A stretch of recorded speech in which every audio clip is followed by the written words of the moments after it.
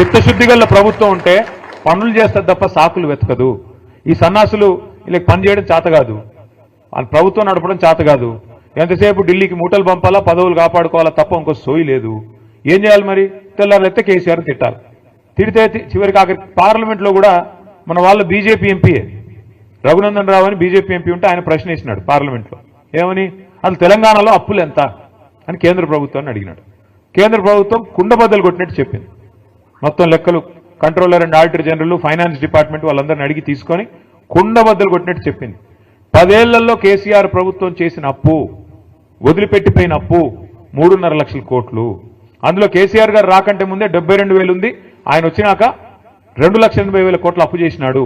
ఇది మాత్రమే అప్పు అంటూ మన కేంద్ర ప్రభుత్వం స్పష్టంగా పార్లమెంట్లో చెప్పింది. అయినా సిగ్గులేదు. కేంద్ర ప్రభుత్వం పార్లమెంట్లో చెప్పిన సిగ్గు ఎంత మాత్రం లేదు కాంగ్రెస్ వాళ్ళకి. ఒకడు 6 లక్షలు అంటాడు, ఇంకొకటి 7 లక్షలు అంటాడు, ఇంకోటి 8 లక్షలు. ఎవడికి నోటికి ఎంత వస్తే అంత, ఎంత ఎంత వస్తే ఎంత తోస్తే ఎక్కడ ఉంటే అక్కడ నోటికి ఎంత వస్తే అంత మాట్లాడుతూ ఉన్నారు. ఆధారం ఏంది, ప్రామాణికమైంది, పత్రం ఏంటంటే ఎవరి దగ్గర ఏం లేదు. నోటికి ఎంత వస్తే అంత మాట్లాడాలా, అదరగొట్టాలా, ఉపన్యాసాలు ఇవ్వాలా, మీడియాను మేనేజ్మెంట్ చేసుకోవాలా, ప్రజల్ని మోసం చేయాలా, మళ్ళీ ఇటగే వ్యవహారం నడిపిస్తూ ఉండాలి. ఏం చేస్తున్నారు సక్సెస్ఫుల్గా వాళ్ళు? వాళ్ళ మీదికి రాకూడదు దృష్టి. అందుకే ఏం చేస్తున్నారు? 6 గ్యారంటీలు ఎవరు అడగొద్దు, సింగరేణిలో ఇచ్చిన హామీలు మీరు అడగొద్దు. ఏం చేయాలి మరి? ఏదో డైవర్షన్ గేమ్ ఆడాలి. ఓ రోజు కాళేశ్వరంలో కేసీఆర్ అరెస్ట్, సిబిఐ అని కొన్ని రోజులు టైంపాస్. ఫార్ములా ఈలో కేటీఆర్ అరెస్ట్, వేసుకోపోతున్నారు, ఇప్పుడు వేసుకోపోతున్నారు, ఇంకో గంటలు వేసుకోపోతారు. ఇక తర్వాత రెగ్యులేటరీ విద్యుత్ దానిలో జగదీష్ రెడ్డి అరెస్ట్. ఈ టైపులో రోజొక్క సొల్లు పురాణం తప్ప 22 నెలల్లో 21 నెలల్లో ఒక్క పని ప్రజలకు పనికొచ్చేది జరిగిందా? ఎవరికన్నా?